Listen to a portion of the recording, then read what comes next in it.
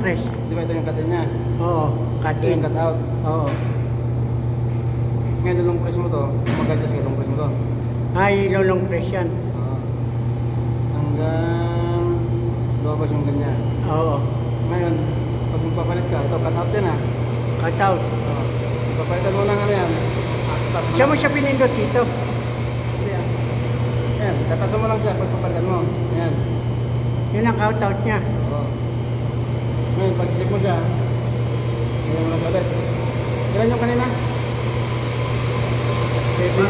Kung ilagay sa cellphone, ganyan sa ulo. Pag yan. Di ba ngayon 7.10, isip mo lang siya ganon. Ngayon, nakasave na siya 7.10.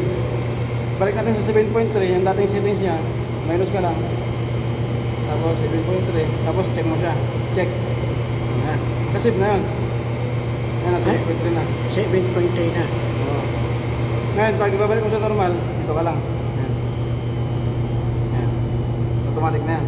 Kapag magkayo naman yung cut in yan, Cut in niya, pagpapalit mo, ganun ulit. I-long press mo lang to. Ayan, long press. Ayan. ang cut out. Baba mo siya. Ito, lalabas yung wag yan. Punta ka dito sa may. Ayan, cut in. Ayan, cut in. Click mo siya. Ayan, makikita mo. Yan ang cut in niya. Yung cut in niya kanina. Pag-adjustin mo siya, pag gusto mo na mas mataas, angat mo lang to. Ayan. Para yung under, yan yung under siya, di ba? Oo. Ngayon, balik natin dati, 5.03, di ba? Oo. Ayan. Ayan. Tapos, Save mo. save mo lang siya, check mo lang siya ganyan. Check na yan. Nakasave na yan. Save mo rin Tapos siya ngayon, cellphone. pag gusto mo nang ibalik sa dati, long press mo lang to. Ayan. Save mo rin sa cellphone. Saan nilalagay?